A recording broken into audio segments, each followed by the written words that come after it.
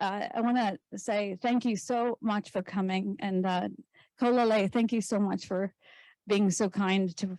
I'm very, very grateful, and for Esther Dyson for flying in, and for a lot of people who came far and away, and all of your fantastic participation and speakers. So you're going to be imparting some incredible wisdom today. So I'm very grateful for that, about how to move more women and minorities into the STEAM area. You know, there's been a significant decrease in women. So the majority of what happened during the COVID situation was that the girls were not progressed into sports, and there's a high correlation between being in sports, even though I was a terrible sportsman. I fouled out every time. They made me the captain of the basketball team, and you know that was probably a big mistake for them. But the thing is that there is still a correlation, even if you do foul out all the time, between being in sports and progressing into leadership. So the idea about today is to identify how do we progress more women and minorities into the STEAM field.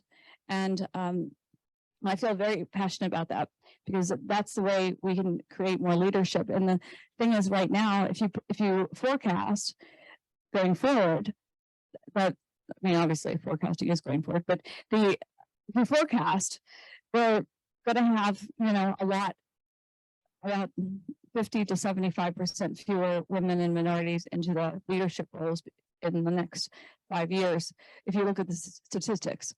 So because of the situation during the COVID, Esther, I see you thinking. What do you want to say? What are you thinking? I always like it when you think. You're oh, okay, all right, very good. So anyway, again, I'm very, very grateful for all of you being here and sharing your wisdom and sharing your thoughts on barriers, solutions, and roadmaps going forward. Greg.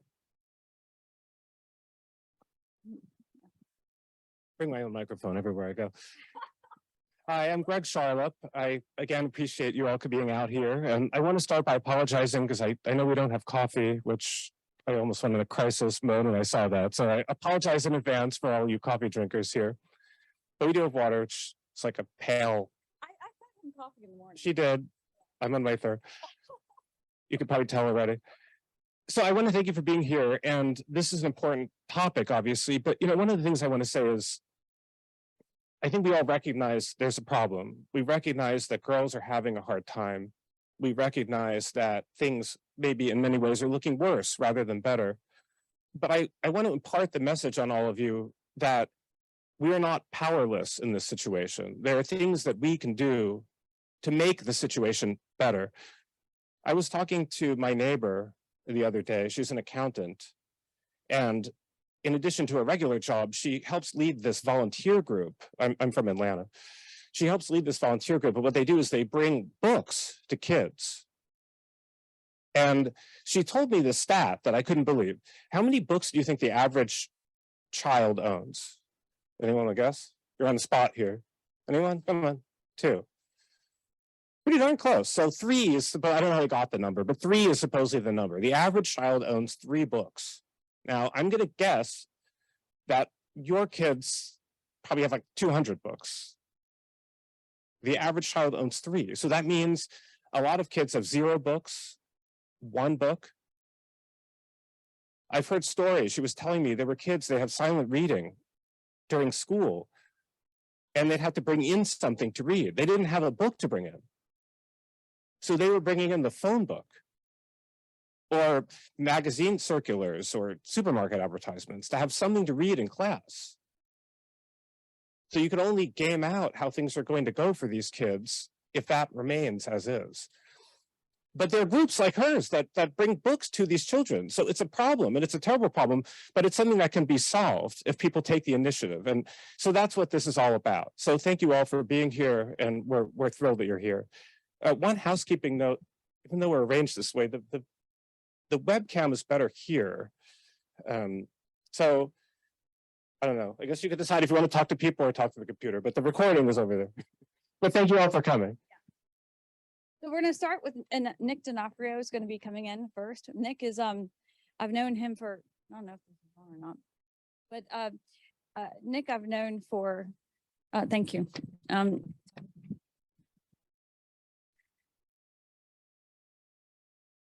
29 years. I did the first transformation for IBM with Nick D'Onofrio. He was number 2 at IBM for 45 years. He was I sat right next to him and said, well, here's the truth and here's what the management has told you, like line by line by line. So we also carried papers. So, you're gonna have a great, he's gonna come in via Zoom. He had some troubles traveling, so he's gonna be coming in first. And I guarantee you have a great lineup for today. And so I'm very excited about everyone who's going to contribute greatly. So with that, I think we should let Nick come in and we'll be off to the races here.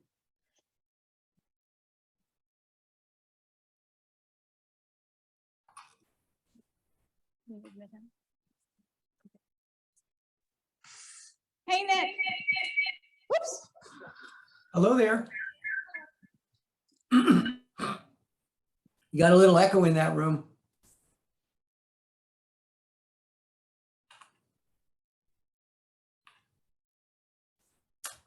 I'm assuming you can see me and hear me.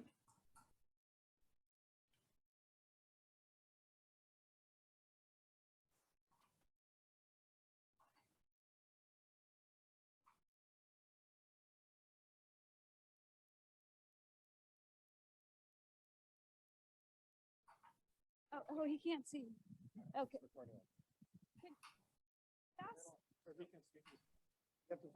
Hello, Nick. Can you hear us? I can hear you now. Yep. and Okay, very good. Can you see us? I can see the room. I can see people walking around. Yes. Okay, very good. Yeah. And someone else was trying to get in too, Rosemarie. Did you? It's a great room. Okay. Love Yeah, I it. know. It's a beautiful room. I Yeah. love the view. Absolutely. Perfect. You see my back. Oh. Let's see. Okay, here I am. Oh, you only see the back part. What the hell? I can see it all. It's all right. Okay, all right. Very good. Very good. Very It's good. good enough. Not to worry. Not to All worry. right. Very good. Very good. Thank you for joining, Nick. Sure. My pleasure. Sorry I couldn't be there in person. It's okay. No worries. Yeah. All right. It's over to you. You're kicking it off. Me? You want me to Yeah. Yeah, you're kicking it off. go? Okay. Well, look, everyone. Number one, thanks for having me today. And I'm sorry I can't physically be with you. But the topic that you're focused on, in my mind, is incredibly important. Not just because it feels like the right thing to do, but we need it. We need a better balance in the way we understand the things that we're doing or the things that we're not doing, or actually the innovation that matters for our country and the world. I learned a long time ago that you don't know a priori who has the last piece to the puzzle. So to be presumptuous, and think we only need people who look like us, whether that's people who look like me or people who look like you, is a very fatal mistake. We actually need everyone as part of our innovation system. Women, at the last count, there's at least as many of them as there are men in the world, arguably more by some people's counts. So, why are we so slow to integrate women into the thinking that matters, whether it's for business, whether it's for country, government, education. We need to enable systems that right from the beginning welcomes this idea of diversity, equity, and inclusion. We need to enable systems that are true innovation systems that are collaborative, open. Collaborative, open. They are totally multidisciplined, and they're global in their thinking. This idea that only technical people innovate is absurd. Who are all more or less victims of an education system that bills us from top to bottom as the letter I. We actually need education systems that bills us all more appropriately looking like the letter T. So we can be deep and special, but we have to be broad and wide. It's that broad and wide thinking, whether it comes from people like me or you, it comes from the universe of everyone. It comes from the universe of a diverse, equitable, and inclusion culture. That's the culture we need to find ways to sponsor, to accelerate, to encourage, to defend, to support. Some of you know I spent most of my working career at IBM, 44 years of it to be exact. And I was so pleased that the last 10 or so was on this very topic of innovation and why we need systems that enable everyone to be their best, to be able to feel comfortable expressing themselves, to be able to feel comfortable speaking their mind, and to contribute. We start with problems. That's pretty easy for most of us, but the answers always seem to take different routes. The answers seem to find different ways. It is that enablement of that rich and robust, open, collaborative, multidisciplined, global environment that welcomes everyone, that will yield always on a regular basis, predictably better results, better innovative results.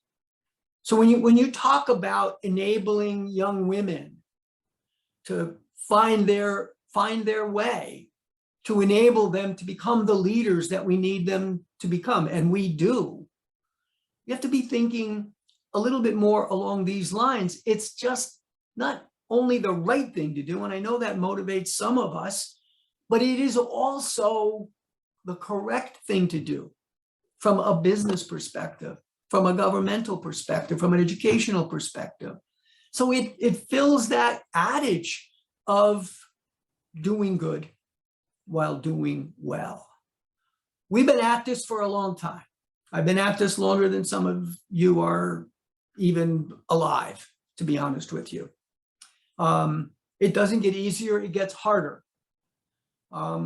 Whether we're talking about women or people of color or people of a different religion or people of a different nationality or a different culture, it seems to be getting harder and harder to be inclusive in our thinking. Those are the opportunities. Those are the systems that need to find a new path forward, that need to be enabled in new and different ways. That's going to be the difference that matters here in the final analysis. Look, it's always been about change. It always will be about change. And I would ask you to use this moment in time to be the change that matters on this topic of finding ways to enable, not simply empower. I mean, we can empower you to do a lot of things you can't do, but when we enable you, there is a commitment from us to you.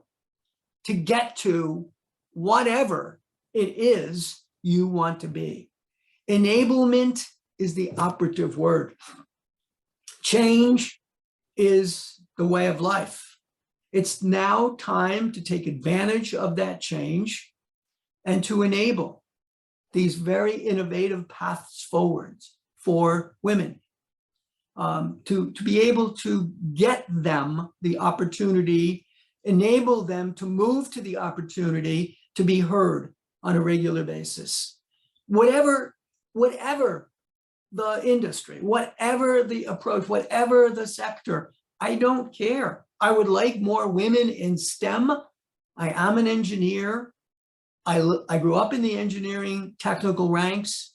It's pitiful how little we have in terms of great women thinkers, or just women thinkers, period, enabled in the STEM disciplines. We struggle every year to end up with more engineers and more scientists. We do better in the life sciences side, there's no doubt about it. On the physical sciences side, we do terrible enabling women. And that balance can't be right. That's not what nature's all about. And if you just stop and think about the natural distribution of things from a nature perspective, especially being an engineer, it drives you a little nuts, to be honest with you. You know, clearly talent is equally distributed everywhere. It's equally distributed globally, and it's equally distributed by gender. And I realize gender is a spectrum and not simply binary. So we've got to get real about the fact that everyone has the ability. The question is, are we doing anything to enable them to fulfill their desires, their wants, and to live up to that ability? And I would hope today that you all work on those thoughts, to come up with those ideas that continuously find ways to enable women to be the best they can be. We build an environment where they're welcome to be their best and invited to be their best. If we do that, that's all we really can do, is to give them the opportunity and the chance to get there. And that's what I hope you spend your time today working on. I wished I could be with you. I can't, but I want you to know that my heart is with you, and I'll do everything I can to follow up as appropriate and as needed. With that, Rosemarie, I'm going to turn it back over to you. That's fantastic. Can you hear me? I can hear you just fine. You're Yes. you're amazing. I've known you for like I think 28 years now. So I just always very, very, very grateful for your time. And Well, thank you no, for it's my pleasure. By the way, you should know, everyone in the room, how much I learned from Rosemarie when we were in the middle of trying to turn the IBM company around in the early 90s. So it wasn't me that did a lot of that stuff. It was people like Rosemarie who were there helping me understand all the things I didn't know, as opposed to just focusing on the things that I knew. So I'm forever in her debt for that. And thank you again for your support of this effort today. Over and out, Rosemarie. Thank you, Nick. Thank you so much. You're awesome. Thank you very much, all of you. Namaste. Thank you, Nick. Thank you. I'm going to hang up now, okay? Okay. All right. Very good. But Thank you. not over and out, because you know I text you all the time. Believe me. I feel sorry for you because you get my text messages like, I'm what, sure there's once a a lot. day or something like that. I'm sure there's lots of people in the room who know what you're talking about. Yeah, they all know. Love you. Bye-bye. Bye all. Cheers. So next up we have, I'm not exactly Kirsten. Sorry. Thank you. Very, very excited to have you speak and to depart your knowledge of soccer to C-suite in the most grounded and foundational way. And you have the most beautiful glasses. Oh, in the thank whole you. room. Well, first, welcome everybody here to the Children's National Research and Innovation Campus. I know some of you. I see some of my colleagues, faculty here, Kolali, a longtime partner of mine. And so when I heard girls soccer to C-suite, I decided to start at the beginning, soccer and girls.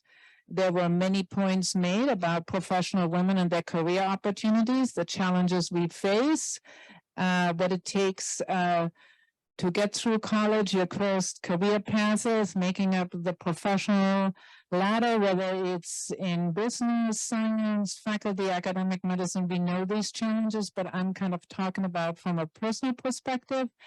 And then what we are doing here at Children's National, because we have a very passionate community that is interested to advance this topic. So a little bit about myself at the beginning. I'm from Germany. I'm a soccer fan. I live at a house with 4 soccer channels, so it's part of my life. My husband is Somalian. I have 2 kids.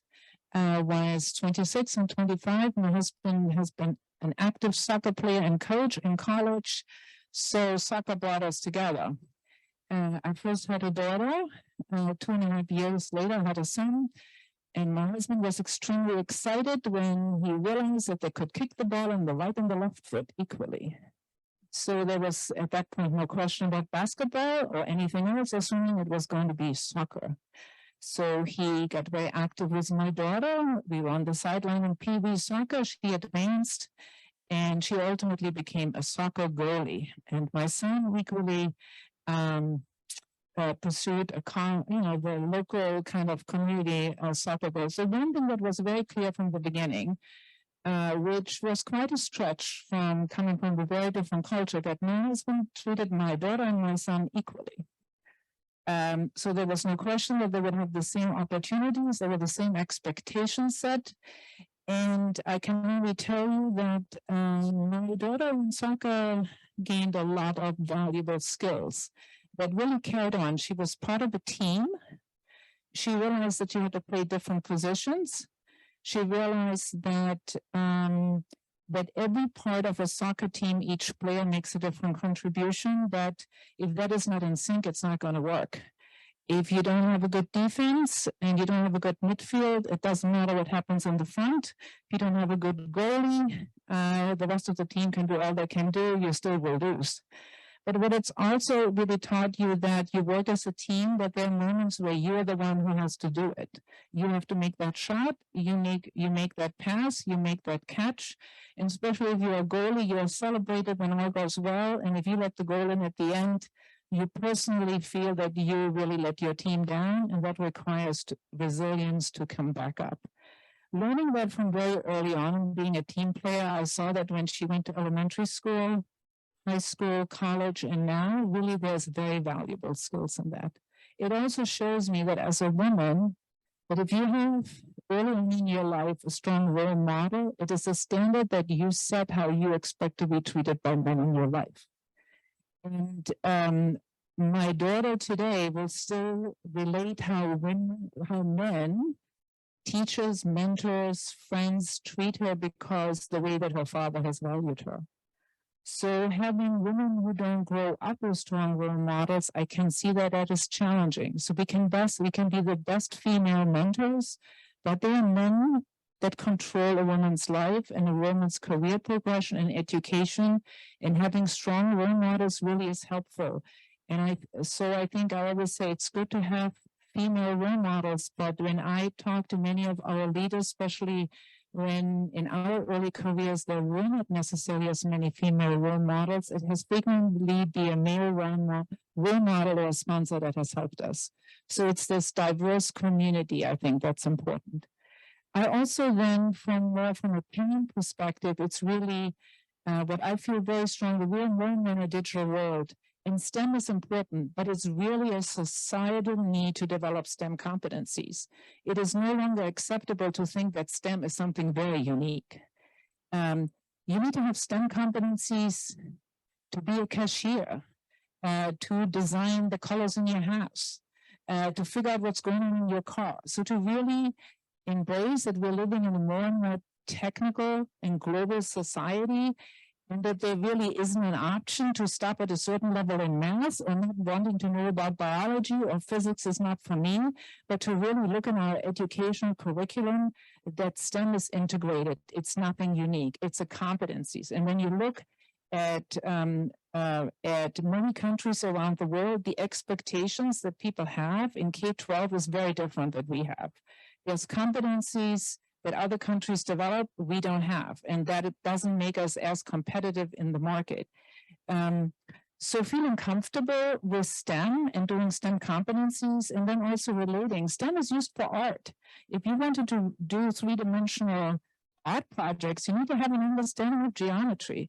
If you want to understand music, there's an opportunity to learn about sine wave. So elementary, pre-K is absolutely essential, that if it's not in the home, that the teachers are educated to bring STEM curriculum into the framework. And one thing, through one of our grant programs, which I briefly will talk about, we have learned that many teachers do not feel comfortable to bring STEM subjects. And when you look in K-12, in the early years education, their primary expertise is not necessarily math and science. They are taught to teach these subjects, but when you look at how many hours a week they actually taught it, it's probably the minimum curriculum in some classes, and people do not feel comfortable leading a science fair, doing a gardening project, putting projects that frequently actually you can engage kids because it's what's happening in the community. Do we have more rainfall? Do we have less rainfall? Can we clean up a pond? What's the environment like? How do we partner with Girls and Boys Clubs? I mean, there are many community activities that really introduce STEM principles to young girls. And what happens is that when you see what it does, it becomes part of your life. You're not afraid about, okay, I'm going to take this biology course because I really realized, my dog got sick and what happens and how can I get infections and why do we have to have hand sanitizers and why do I wear a mask? So it's really having adults in your lives that if they're not in your home, that kind of make these connections for you. And so I always found in my kids that the elementary school teachers really complemented what we try to do in our homes and provided opportunities. Both of my kids ended up in STEM. They were fortunate to be in very prestigious STEM schools, but I have to tell you that in there, I also found that it's the same people that are very creative. They are creative in arts, they're creative in science, they're good writers, they're photographers. And when I now look at my professional fields, it's all these skill sets that you need to have in the disciplines that complement the biomedical and engineering enterprise, right? You can't write about science if you don't understand science. You can't design a building if you don't understand three-dimensional and the work that's going on. I think if we would have a more educated a population, maybe many of the questions during COVID-19 wouldn't have come up because it was sensible to everybody. Why would I wear a mask? Why would I clean my hands? Why should I be 6 feet away? So I think really developing and making it a focus is very important. The next thing, and obviously it's mentors, it's role models, it's opportunity and to be open.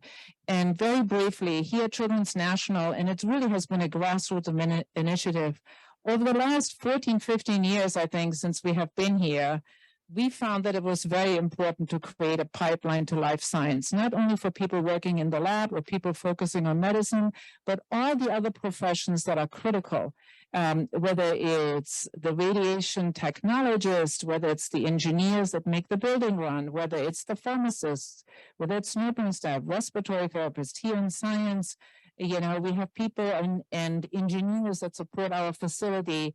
It was actually very amusing last year. We hired 4 female engineers, and I can tell you, we wrote an article about them. And the first time they showed up, and they were talking to our scientists about what we're going to do with this equipment and how we're going to set up the room. People said, "Oh yeah, you were coming. We knew a group was coming, but we're waiting for the engineer." And then they said, "Well, we are the engineers." And so it even took kind of a change for here to realize that our crew is all female.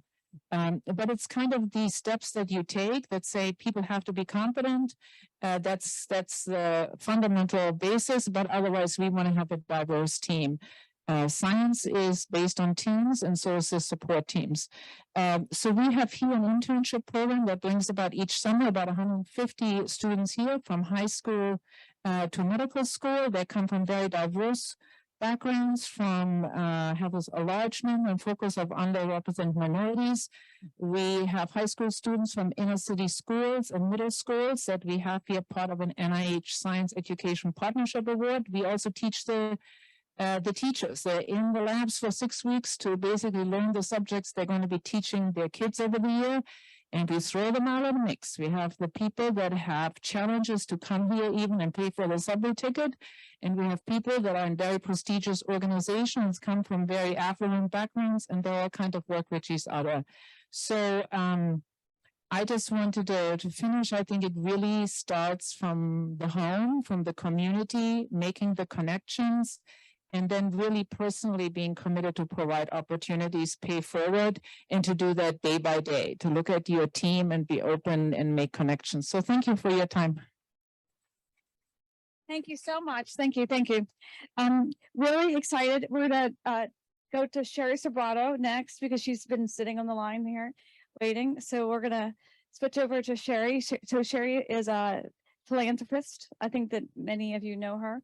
I've been very fortunate to be supported by her for years, actually. There you are, Sherry. Lovely to see you. You look awesome.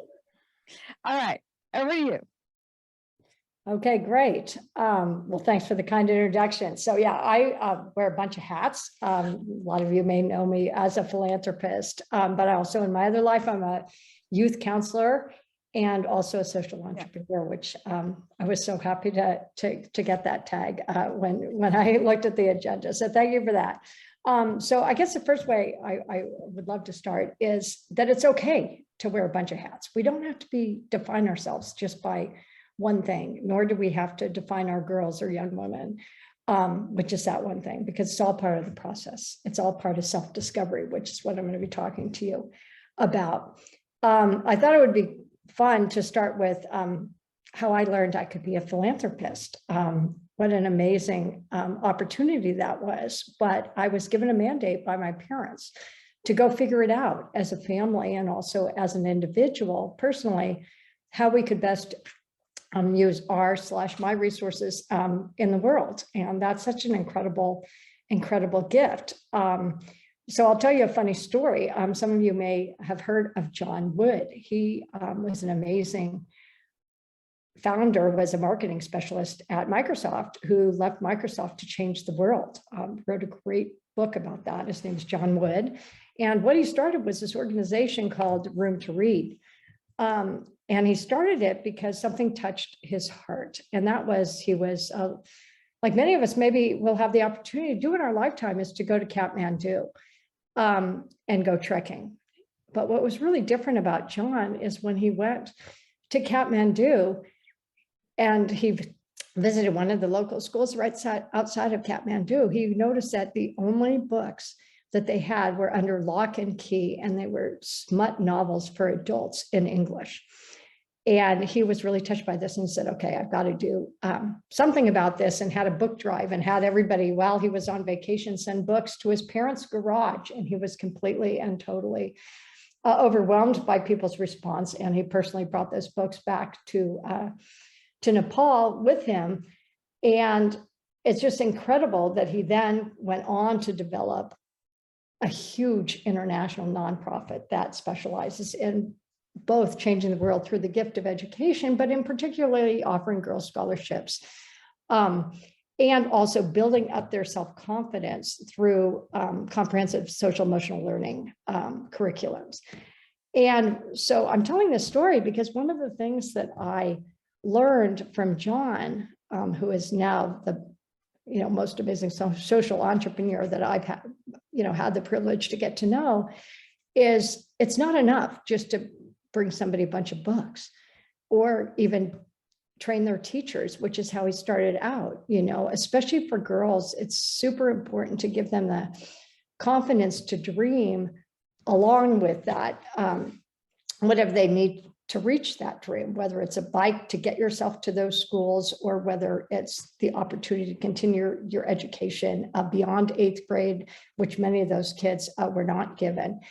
And I can't tell you how much this, chance meeting of John Wood in the coffee line of my very first conference that I attended to try to figure out for my family what to do with our resources. I went to this global philanthropy forum and had this happy accident of meeting John Wood in the coffee line has had on both how I am a philanthropist and what I've helped my family to develop. And I think it's so important. I went on to study psychology and in particular counseling psychology. And one of the important concepts that I learned about when I was studying psychology was this thing called existential impotence.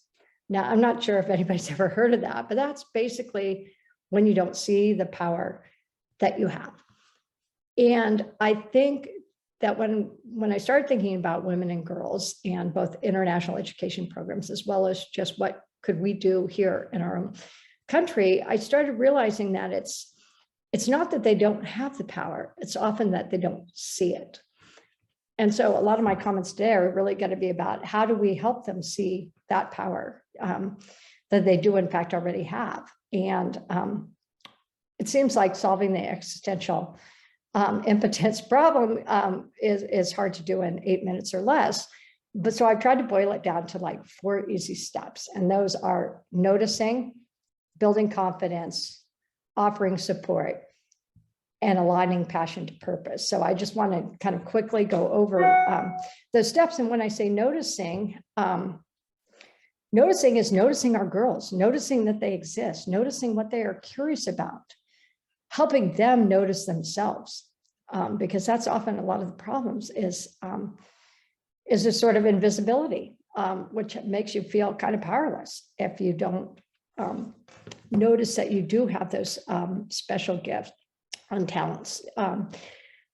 There's a lot of noise out there in the world, and it's our task, I think, to help the girls and young women to find their voice, in that noise. And maybe it starts when they're real little, as parents, as moms and dads. And I speak of girls because this is the focus of the conference, but really my comments I really think are directed for all kids, is to take the time to notice when our kids are really at their best, when they seem to be sort of in that flow state where everything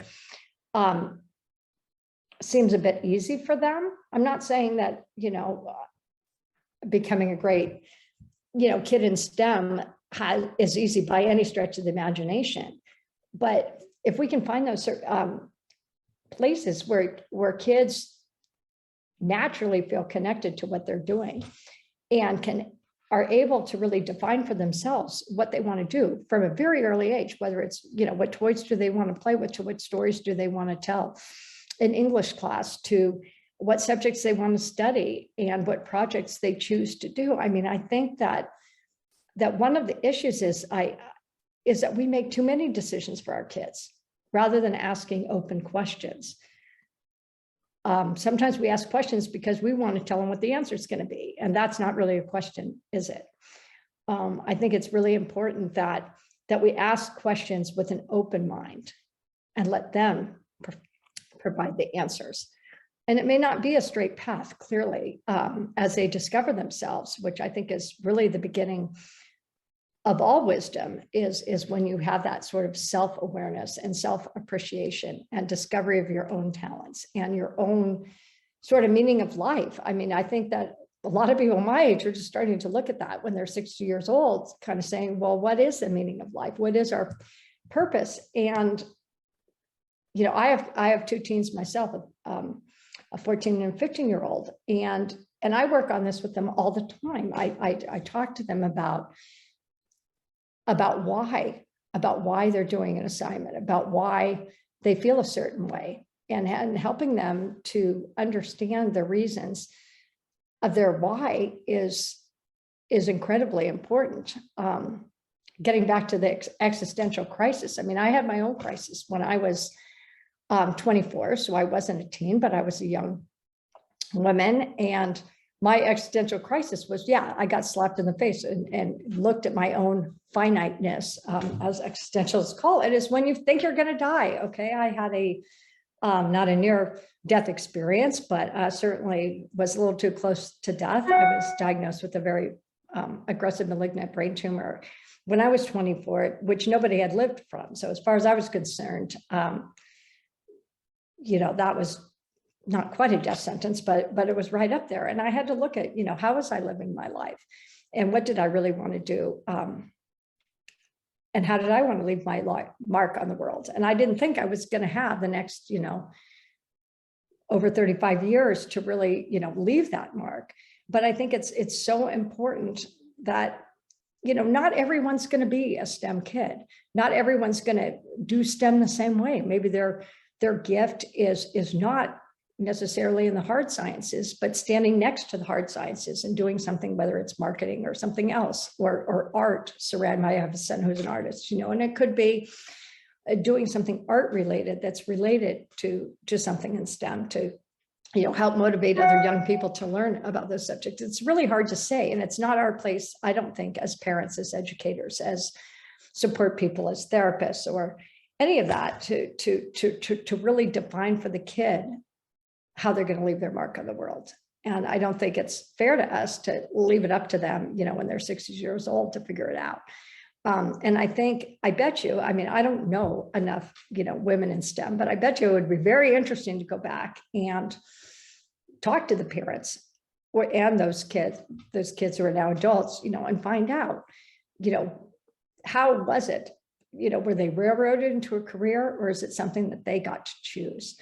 And I always think that it's super important when we talk about motivation is to find that place where a young person is intrinsically motivated to pursue something. And I don't think it happens overnight. I mean, I think that we have to have this open discovery process where they can find things that they're good at and equally find things that they're absolutely not good at. And that's absolutely fine. They can change course as many times as they want. And I think as parents, especially, you know, I'll speak for myself, you know, we think we want the best for our kids. And sometimes we think we know what that is. And in fact, if any of you have teens, you know, a lot of times the more we want something for the kids, the less they want it. So I think it's a matter of finding that place, you know, inside themselves to begin exploring what they want to do. But then second to that, you know, you need to have the confidence to be able to be okay with failure. And it's okay to recognize those little steps along the way for these kids in meeting their goals, you know, by asking them, you know, what were you proud of today?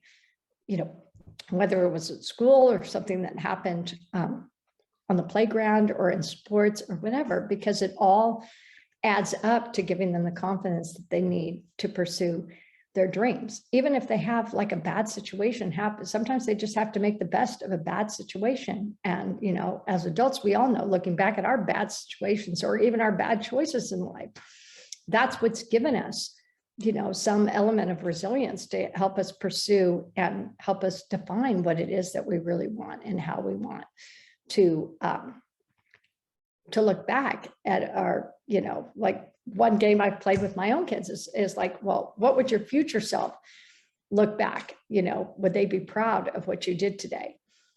And they really like that, because then they can define for themselves, you know, what were those moments that were those aha moments for them? What were those moments that where they really felt the most alive or the most in flow or whatever? And I think, so, you know, I'm not in STEM, I'm not able to speak to that, but what I can speak about is internal motivation and how important that is to keep those dreams. But equally important is not to just let kids dream, but actually give them the tools to how to get there. And it's not like a straight path, right? It's allowing for those ups, downs, and sideways and everything, the happy accidents along the way, give them time to recharge, all those things, you know, the power of laughter even, and joy. It can't be underestimated in people wanting to reach their goals, you know, whatever they are.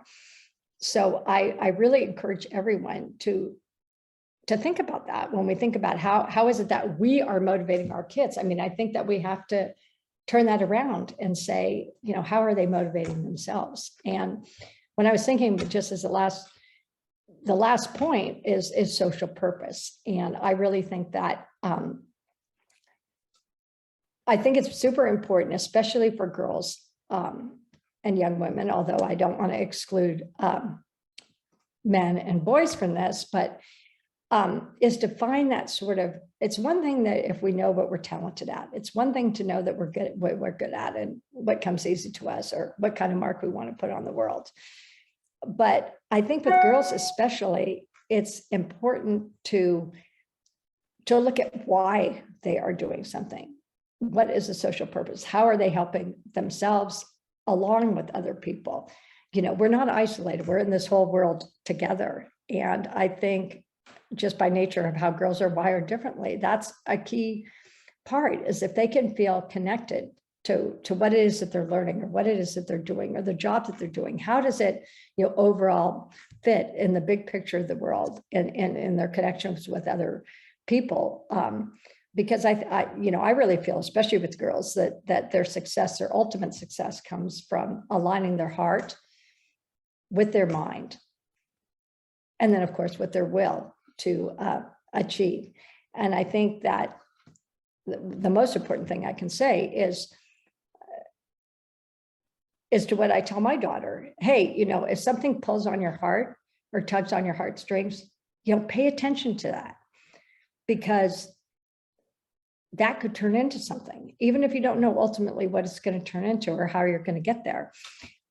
It's that sort of that passion about feeling touched, feeling connected to, a purpose greater than oneself, maybe, that will give them the ultimate ongoing motivation.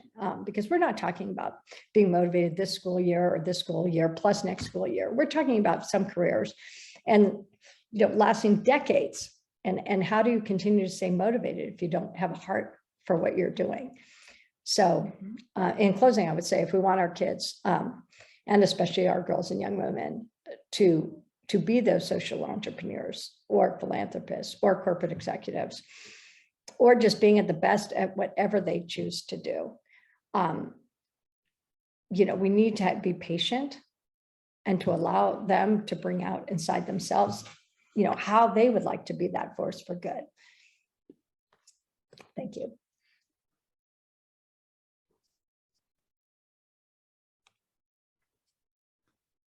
Sherry, thank you so much. Very, very grateful. Your words of wisdom will last forever in all of our hearts. So very, very grateful for your time today. And thank you so much for your departing some magnificent wisdom. Thanks. All right. I'll talk to you later. I'll probably text you. Well, I won't text you too much. But are we okay, what?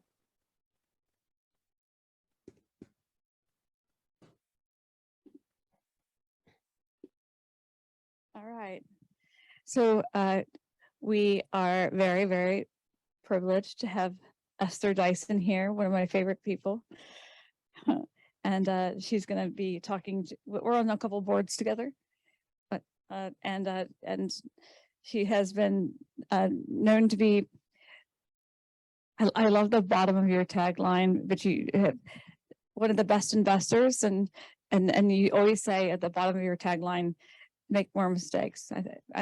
Make new mistakes. So anyway, if anyone doesn't know Esther, she's known everywhere. So Whatever. Yeah. Thank you, Rosemary.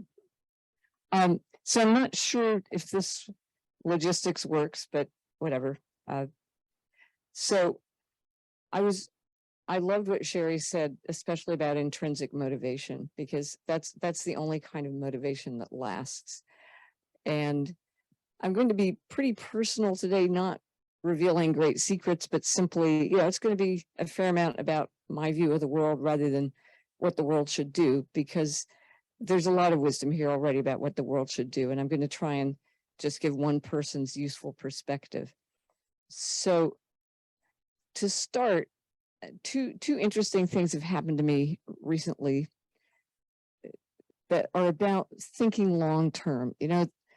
We think of life as a race, but it's much more a relay race. I mean, I'm kind of glad I'm going to die because I don't need to finish everything. I just need to find the most important things. I tripped and damaged my leg this morning, and if I was going to live forever, it was like, oh my God, this scar is going to be here forever. But, you know, as long as my leg lasts, as long as the rest of me does, I'll be fine. So I have a nonprofit. It's called Wellville. We work in 5 small communities around the US, and these are kind of typical US rural communities. There's a thin veneer of nice, richish people at the top who try and do good things. There's a missing middle class. And then there are poor people who might be white, might be Black, might be native populations or whatever. And these are the people we are trying not to help, but to encourage and prod them to build long-term institutions for themselves rather than live short-term. We were in Lake County, California 4 or 5 weeks ago with about 60 people from each of the 5 communities. One of the communities was Lake County, California itself. And we were welcomed by a group of local indigenous people who talked to us about their history and how it was erased and how they were basically enslaved. And, you know, stuff like, hey, I'm a woke, nice white lady, I know, but I didn't at all. And we all did, to some extent, what I'm trying to do today, which is be really personal and think about not yourself, but your role in history, your grandparents. Where did you come from? And where are you going to go? What are you going to leave? One of the speakers on Monday who, it was just incredibly powerful. I can't do anything like that, but just, we were all pulled together as a group and became much more personally engaged. The second day he said to us, I talk to people like you all the time. It's my job. I'm a tribal leader and so forth. But this was the first time I didn't have to go home and take a bath and heal myself. Heal myself. Heal. Sorry. No. You know, and I thought about how the difference between Black people whose identity stands out and they face one kind of trauma, and people whose identity is hidden and erased and they face another kind of trauma. And there's, you know, rich people face trauma too, whatever, but that was very compelling. Then I basically had to write an epilogue to a book about my father, what it was like to grow up with a guy who was a famous scientist and sort of the epitome of success and STEM and so forth and so on. And I realized how wonderful my childhood was. I was telling Greg, I wanted to run away because I thought it was really cool. You know, like all these great stories about kids running away and having adventures. But there was nothing my parents did that didn't make sense. And so I had no excuse to run away. Kind of disappointing. I did leave home early. I spent half a year when I was supposed to be in college living with my boyfriend in Morocco. And my parents were, you know, cool, do what you want, but you're responsible for the consequences and we're sure you will learn something. So what I'd like to talk about next, and then I'm going to finish with a specific story, is what it was like to grow up that way and how personally, I think I've had an ideal life, you know, not without a great deal of luck, but it comes from feeling free to try things out, being curious, always asking questions. My basic career was as a journalist. Yeah, whatever happens to you, you can make it less boring by asking good questions. You know, if you ever sit next to someone at a dinner or on an airplane, they probably know something that you don't know, and it's your job to find out from them. I once, as a reporter, I once interviewed a guy who, I don't know, he did something really boring. It was in the insurance industry. And I wrote a really good story about him because his company was facing interesting problems. And then I met him later at some event. And, you know, again, he was actually a kind of boring guy. It's really up to you to make things interesting, to ask why. And in honor of this occasion, I wore this t-shirt, which is from a company called Xcore that I invested in and was actually on the board of, that went bankrupt. And I learned so much more from that experience than from all my successful investments that really didn't need my help. And Xcore learned a lot, including how much the field, now I'm getting back to the point, how much the field of STEM needs not just brilliant engineers, but good managers. One of the big problems with the space industry is, let me say this, well, I won't be polite, too many Elon Musks and not enough Gwynne Shotwells. Gwynne Shotwell is the adult supervision in the room at SpaceX. And, I always imagine her going in with Elon saying, okay, Elon, now be quiet. Don't say a word. We're talking to government officials now. You just let me take care of things. And the company's been very successful and sold to NASA. And I attribute it to Gwynne. So, and who's a great STEM role model. So the story I want to tell to finish up, in Wellville, we work in these 5 communities. There's 6 of us. Each of us has one community. I do the community of Muskegon, Michigan. Anybody here? Okay, they're on the other side of the state from Detroit. They're on the lake across from Milwaukee. Again, they had a very prosperous manufacturing industry. They did a lot of car parts, but Detroit kind of stole all their thunder a century ago. They had lumber, they're a port, but they kind of fell on hard times. The city of Grand Rapids, which is not too far away, does not consider Muskegon part of them. And so they're kind of a forgotten place. And they were one of 42 communities that applied to be part of Wellville when it started 10 years ago. And I would never have thought that I would fall in love with this place or its people, but they're amazing. They're trying to rebuild their community. They want to build a place where people do leave to go to college or to learn something and then come back because they love the community and want to help. And that's really what our goal is for all of the Wellvilles. We come in kind of through health. We are very careful. We're not innovating. And we're not bringing digital technology to poor people. We're more like coaches of a team that needs someone who has their back, that asks them good questions, prods a little, but we're not giving them fish. We're not teaching them how to fish. We're coaching them as they build their own sustainable fishing schools. And this is a 10-year nonprofit project, which is, it's a real luxury in the world of philanthropy or whatever. And we don't have contracts with these communities. It's not like we don't give them money, but they also don't pay us. If our advice doesn't make sense, they don't have to listen to us. So there's that, we have to foster their intrinsic motivation. We're not a foundation that bribes them to do what we think they should do.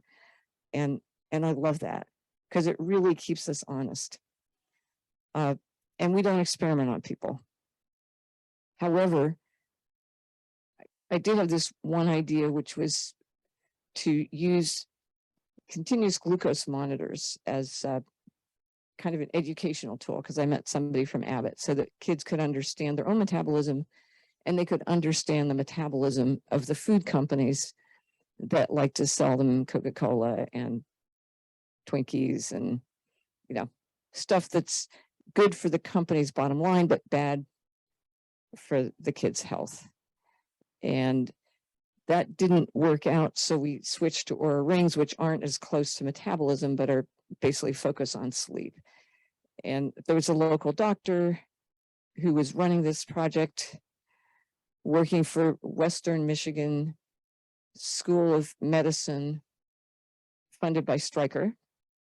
And so I learned a lot about IRB. I mean, everything I've done in my life has been in education.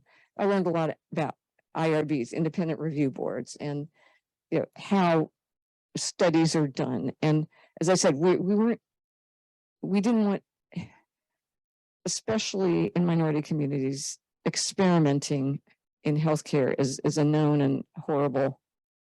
So that's not what we were doing, and we wanted to make it very clear. We were looking at this ring as an educational tool.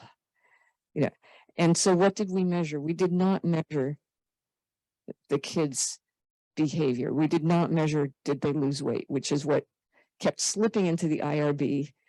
And I kept taking it out because we did not want to tell these kids what to do. We did not want, they get bullied all the time, whether it's by real bullies, by teachers, by medical workers, like, you got to do this, you got to do that, you got to eat right, you got to sleep more. We measured sense of agency. In other words, if I want to sleep more, I've learned how to do it. I've learned how this works, but it's up to me. Nobody's going to grade me on how much I slept or what I ate. We want to empower kids. And there's one sort of sad thing I wanted to end with, and this is about girls and boys. And then I'll figure out something cheerful to say. But there was one interesting study that fascinated me about this study trying to get kids to eat right. And the girls listened to, you'll be prettier, you'll look better, you'll lose weight, the sort of be docile and responsive and follow these rules and you'll be successful. And the boys listened to, the food companies are manipulating you. Don't let the man tell you what to eat. Eat right for yourself. Become a sports hero. And so the notion that maybe we could encourage girls to eat right because they'll perform better on the basketball court is the hopeful, encouraging sign that I want to leave you with, though I'm happy to answer questions. And I'm delighted to be here. I love what you all are trying to do in various different ways, but questions, not answers, intrinsic motivation, and thinking long-term is what really inspires people, gives them a sense of purpose, and enables them to have goals that are worth carrying out so that they can hand something better to the next person who picks up the ball. Thank you.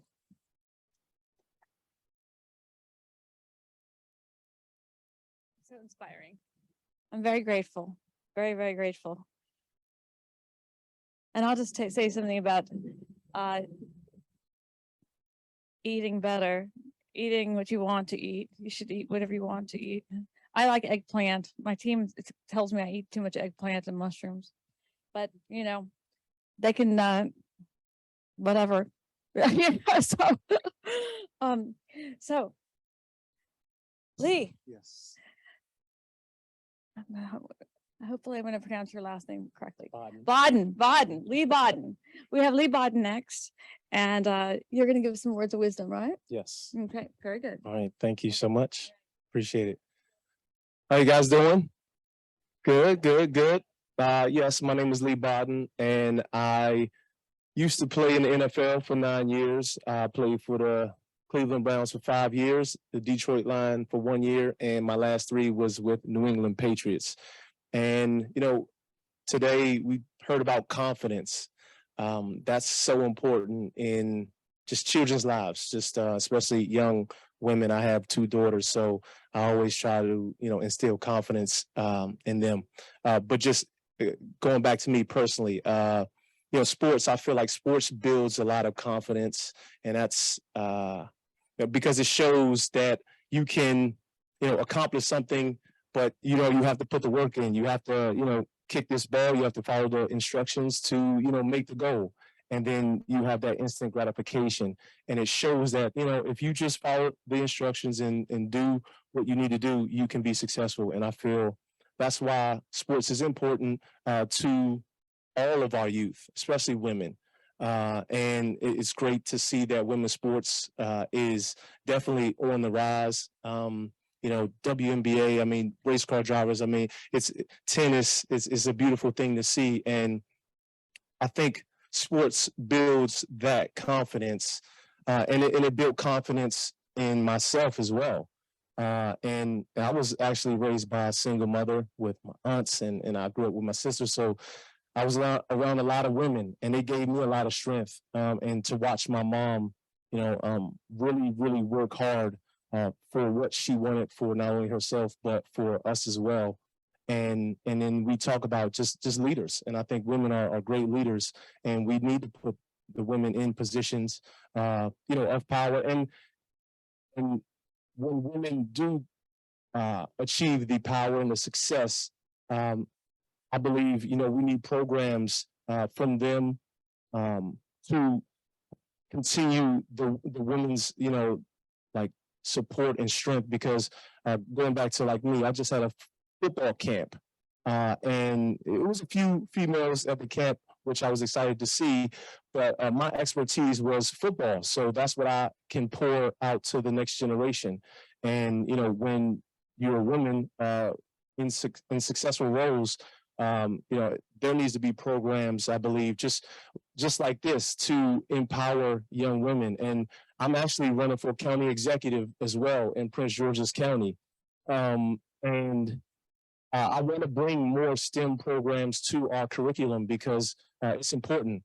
One thing that I was good at during school was math, because my dad that's all he wanted me to learn and to understand and read books. He had a lot of books for me to read as well, but some families don't have that. And if they're going to go into these schools, especially our public schools, then we need to have strong STEM programs and programs that are going to give them like something that they've never, been introduced to. And that's what we do, just even with sports. You try to put your child in tennis or soccer or baseball to see what they gravitate towards. And I think that's the same thing we need to do with these programs is, bring those programs in with strong leaders and give them this opportunity and give them a place where they can grow that they never thought that they could grow and never thought existed. And so that's the important thing about organizations like this. And again, I feel like our politicians need to get behind organizations like this to make it on a grand scale and just do it as far as just like football camps and baseball camps, like we do sports, and really innovate our kids to growing in a different capacity other than sports. And that's why this is just such a great organization, because and again, soccer was my very first sport, and again, it just leads you to here, right? I mean, you never know what it can lead you to, and doing your best will always lead you to wherever you need to be. And a lot of times we're always on a path in life, and sometimes even me, as I question, am I on the right path? But we definitely need leaders to show and make these children and these women and the girls understand that they are on the right path, and look at what I've done, and you can do it too. And I think that's the most important thing, is just to see people like them in various places to let them know that, hey, I can accomplish these very same things. And so, again, I just, sports, again, is very important. And we always have to remember that, that politicians too, they are the ones, excuse me, that can help these organizations. And that's the reason why I'm running, because I want to bring STEM programs to our youth to further their education and their commitment to just life and their confidence to excel in many different things that are out there in this world. So, again, I'm just honored to be here and thankful that I am here. There's a lot of things that I could say, but a lot of things have already been said. And just personal, again, it's what we need. I feel like, again, politicians need to fight for our children and fight for our youth and fight for our future. And that's, again, the reason why I'm running, and that's why I'm here today, to be a part of the solution of, a lot of the minorities issues, obviously women and, young Black males, because that's who I am. But again, I have daughters as well. And so to see this world moving forward, I want to help push it forward in diversity.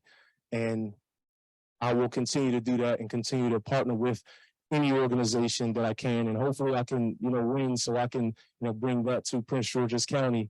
But if not, I'll still keep trying. I'm going to keep fighting, because that's what football taught me. And I feel like that's what I can, that's what sports teaches everyone, is to fall and get back up. Is, when you do not succeed, like, that's where you learn. Like, let's just speak about it. Like, you learn from your failures more than you learn from your successes. But you have to put yourself out there in order to, win or lose. But then you learn from it and you grow from it. And that's where you get your confidence from. And you got to have people behind you to encourage you to keep going.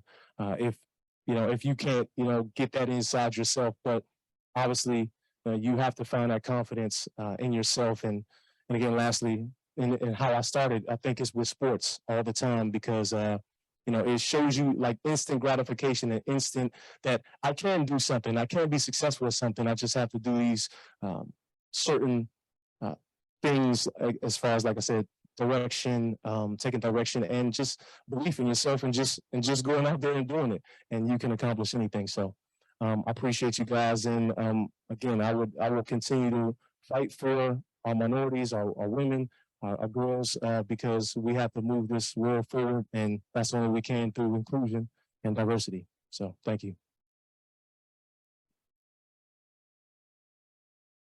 Okay.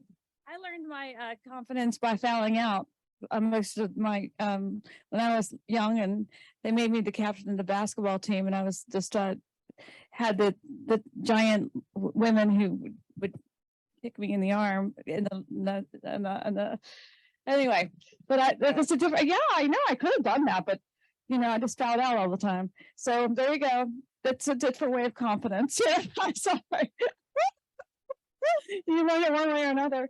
At least I did the high hurdles, and I won all the time, because but then that's why there's fishnet stockings that exist, because then you can just cover it all up. Anyway, I'm very, very happy to introduce Julie. So very, very happy to have you here today, and please. Thank you. My name is Julie Donaldson. I work with the Commanders, aka the Redskins. If that name still has not resonated with you yet, we're only a few months in. I'm not sure how you would feel about this. Like, going through a name change, the Commanders, is it a thumbs up, thumb down, or take some time?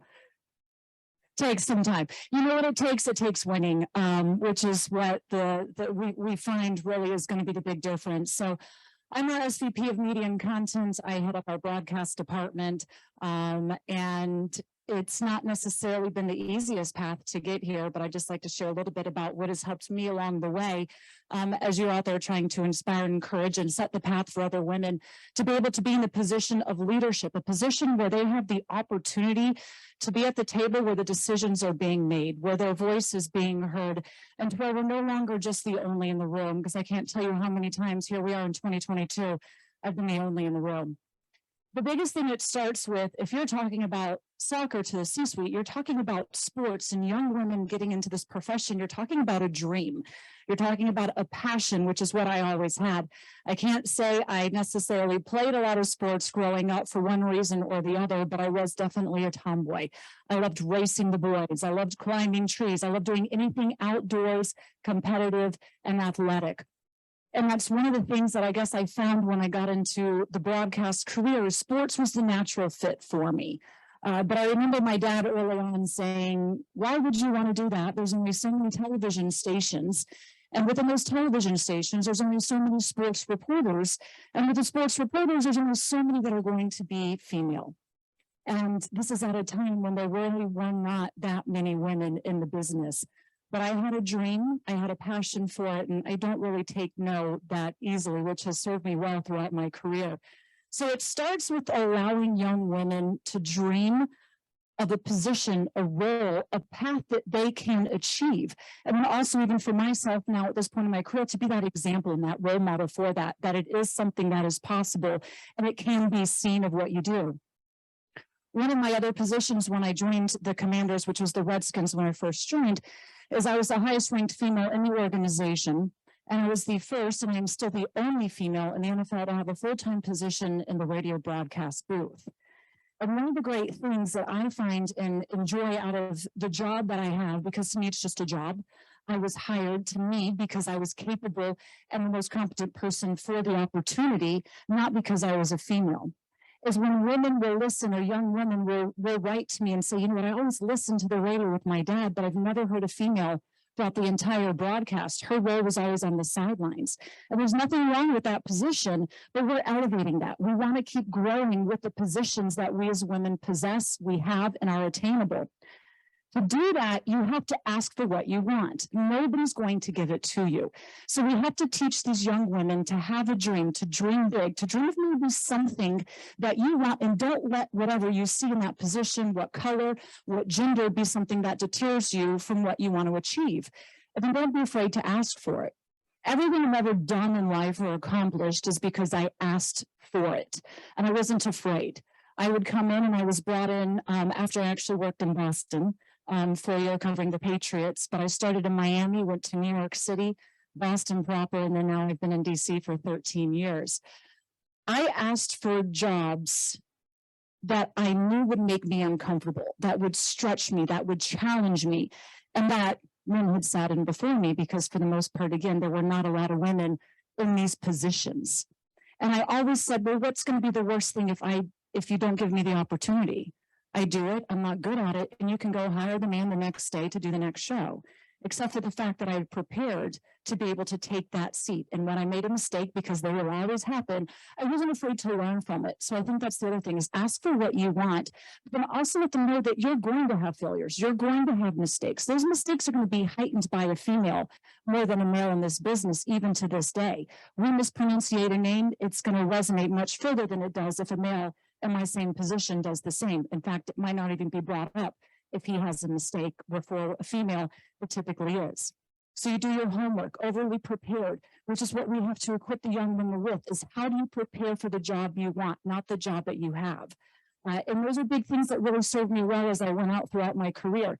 Asking for shows that, again, I was not brought in to do, which allowed me to have the opportunity to host the Redskins pre- and post-game show, which allowed me to be seen by the team, which when there was a change in their leadership and they needed somebody to take over their broadcast department, they came to me first. They came to me only for that position because I had asked for the next elevation. I asked for the next challenge. I made sure that I had mentors along the way that would help me, look out for me, because there's a lot of times I think young women in this business, or really just in life, you don't believe in yourself and you doubt your abilities, and you don't, because again, a lot of the times you are the only in the room, you're nervous to ask a question. You feel like you have to be perfect, and there's no such thing. I've never seen a man ask a near perfect question all of the time, yet they go boldly into it. And so it's okay to go boldly in, to make a mistake, to learn, to grow, and to realize that that's part of the process. Part of what we've heard a lot here today already is a lot of times through those failures, through those missteps and the mistakes, that's really where you grow and you get better and you get primed for where you are going to be established within your career ultimately. The biggest thing too is being comfortable and uncomfortable. If I only stayed where I was comfortable, I probably would still be in an early on job. I would never have moved to New York City at 26 years old, where I was the youngest female by 5 years and the only female actually out of 12 on-camera talent that they had hired in New York City. I would never have asked for the opportunity to be a full-time anchor in Boston. I would never ask for the opportunity to be able to do any of the shows that allowed me to get to this position. I would never actually taken the job with the Commanders had I not been okay being uncomfortable. I did not think when they came to me with this job that I would be able to do it. I thought they were crazy because it had not been done before. And again, because I am the highest ranked female at the time in the organization. But they made changes within the organization and made a point to bring other women in. Because our team president, which is also the first Black team president in the NFL, the fourth player in the NFL, or fourth team president in the NFL that actually played as well, understood the value of diversity, of having women voices in the room, minority voices in the room, to make sure that we are going in the right direction. It's nice to know that I now have 3 or 4 other women with me on our senior leadership team, that we are one of the most diverse leadership teams in the NFL. And that we're making sure that we are representing that throughout the entire organization and giving those opportunities to others to come up as well. I think that's one of the next most important things, is making sure that wherever you're at, whatever you've achieved, that you pass that wisdom on. You bring somebody else with you. You help mentor that next person that needs it. It doesn't have to be female to female. There are plenty of men that have helped counsel me along the way, that have helped believe in me along the way when I didn't think I was able to accomplish it. I don't ever have just one mentor. I have many. And I think you do need a lot of different people with wisdom in your lives to help pass it along, which is what this program and what we're here talking about, is making sure that you can help the young women have the dream, have the career, and make it become a reality to where they're at the table too, making a difference. So the next time that they're in a room, they're not the only, they're not the few, they're not the minority, but we're equal. And it's equal numbers based on how capable you are. And we know that when they're just as capable as men, maybe not tackling, maybe not, going out there and taking on the defensive line, but we're more than capable of being in the room and making the decisions, and wise ones as well. So I'm very honored to be here and represent the commanders today, and to represent a woman that has fought for her career every step of the way, and is in a position of leadership and has the ability to be able to pass that wisdom on and down as well. So thank you.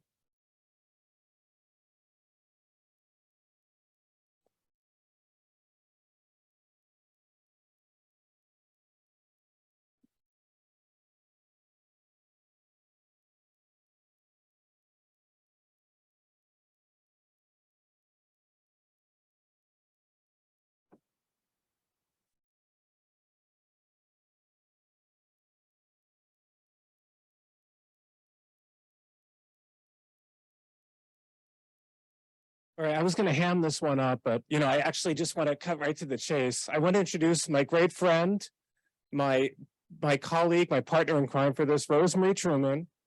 She has this unbelievable history, for those of you who don't know her, of breaking glass ceiling after glass ceiling, from Goldman Sachs to IBM to her own startup to helping other entrepreneurs succeed. And it's my honor to know her as a friend. I'm thrilled to partner with you for this, and I don't want to take up any more of your time. So, Rosemarie Truman. That's very kind. That's very kind. So I wanted to just put a pinpoint on a few things. So I'll just give you a little bit of a story about myself. So my mom wanted to have 12 children. So she was working on that pretty hard. So she had 9. So the first 3 died, and then they were like, oh, well, you can't have any more, So then she had 6 more. And so she properly had me born on September 25th, which, by the way, is, December 25th, the exact same time, she was very punctual in having me. But my father was a professor of physics at Harvard. He was a rocket propulsion engine engineer, and he built rocket propulsion engines for NASA. And he died when I was 4. So I grew up with 6 siblings and dirt poor. And so all I wanted to do was make money. And my mom's rule was, you go to a Ivy League school, and I'm not paying for anything. I'm dropping you off, and if you don't get Dean's List every year, and magna cum laude, and extra things, then I'm not coming to graduation. So of course, I did what my mom told me to do. So I did that stuff. And then, I thought, well, the only things you should do is only 2 places you can go are McKinsey or Goldman Sachs. So, I was 19 when I graduated from college. So I basically begged Goldman for a job. They told me 145 times no. So the 146th time, the only reason I got around it was to create a business plan that went around the recruiters, because you could only get you had to have an MBA to go to Goldman Sachs. So I was the first analyst ever hired on the listed stock block desk, which was the desk where we traded $2 to $3 billion a day. And the youngest one ever hired 19. So I'm only mentioning this because, you know, perseverance is incredibly important. And, you know, had I not fouled out all the time and not, you know, had my trail leg, you know, in my track and, you know, volleyball and everything else, I think that you know, those are very good learning experiences, even though I sucked at all of them. That's okay. You have a recording about that. But I wanted to put a pinpoint on a few things that I thought were very important. Sleep is important. We talked about that. Glucose is important. So one of the projects we did recently which was with the Walton family, with Alice Walton, who approved the project. The main point of the project was to inject artists into startups. And so we launched 25 startups. They're in the high tech area, but they had artists in every startup. And that was truly impactful for the startups. I have a fluid intelligence test that we do on our teams. It's a very difficult one. So it's like one of those ones when you're a little kid and you have to continue to learn, you know, you have to continue to go through these puzzles. So we do this to figure out how fast the brain can work, because it's extremely, for my team, it's extremely important. But then there's the other side of the test, which is kind of crazy, because it's one where, would you kill your cat or would you steal something? I mean, it's like these list of questions that you don't want to say yes to any of them, but they're very good to understand how people think. So the other, I only mention that is because that the fluid intelligence test gives us a lot of information about how quickly people can learn. I think it's an important thing. I'm kind of trying to I made some notes based on what people were talking about, and I wanted to put a pinpoint on some of them. Okay. The word was not used today, but the word explicit versus implicit. It's very important to think explicitly versus implicitly. So to gain awareness of what you're thinking and then make it very explicit. There's more that I could talk about, except for and going back to the fluid intelligence test, is the number one thing that we look at or for is the openness score. So the trait of the best entrepreneurs, proven over and over again, is how open you are. And I could talk for a long more time, but I think those are the main things I'll mention. So anyway, very, very pleased to have you here today, and thank you so much for your time.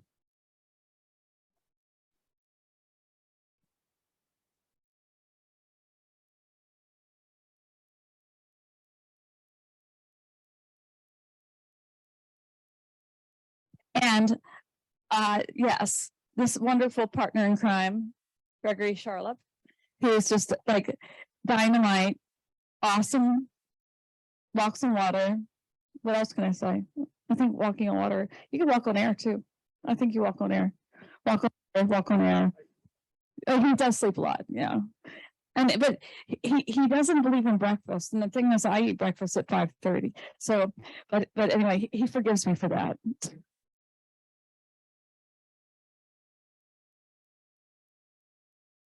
So I told Rosemary, I'm very thankful I didn't have to take her fluid intelligence test, because I heard about this thing and I'm like, do not give that test to me. I do not want to cross that barrier. So I bought a bag. I'm trying to generate some intrigue here. So how many of you here would like, by the way, it's a coffee bag. It's a coffee bag. How many of you here would like to have more women CEOs? Raise your hands, don't be shy. Okay. Or women senior leaders, right? And we struggle with this, it's not easy. And that's one of the things that brings us here today, is we'd like to see more women in leadership positions. So the question we have to ask ourselves is, well, what can we do? It's not good enough to throw your hands up and say you could do nothing. It's not good enough to say it's too complicated.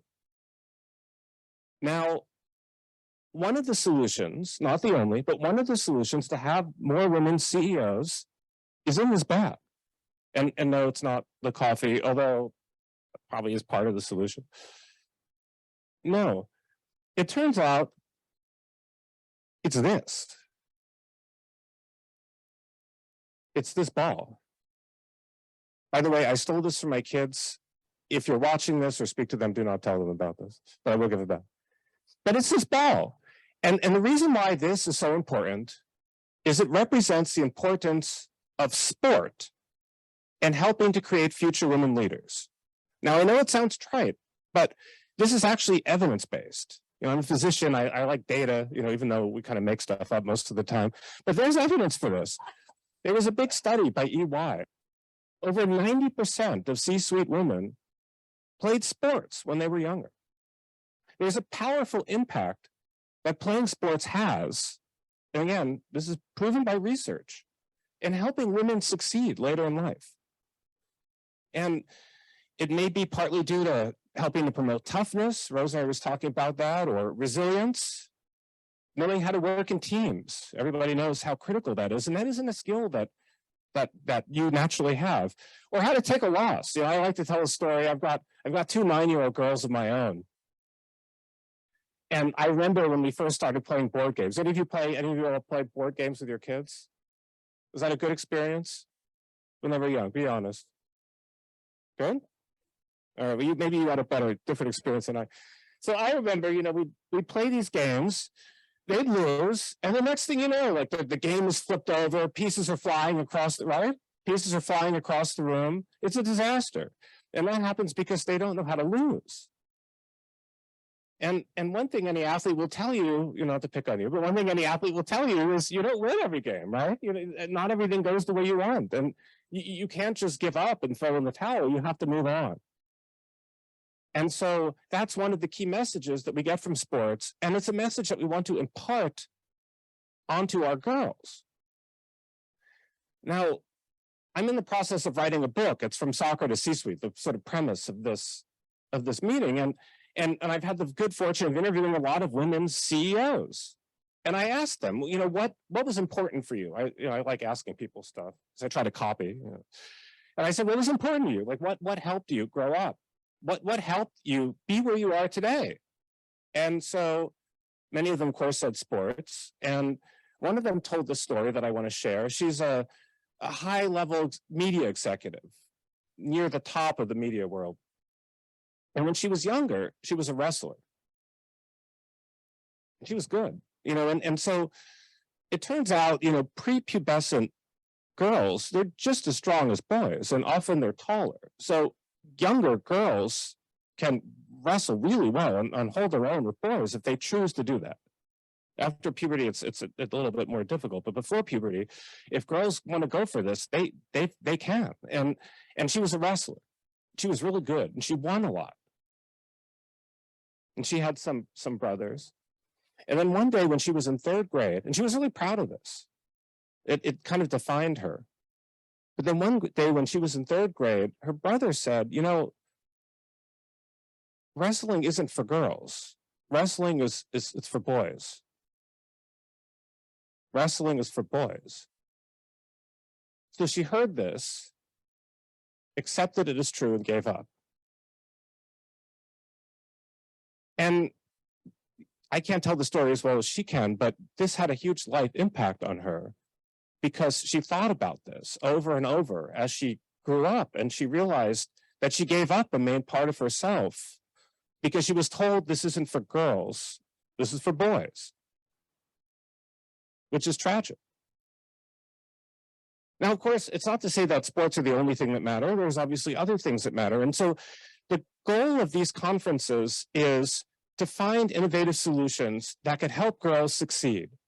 And sports obviously are a big part. We've heard a lot about the value of sports, but it's not the only thing.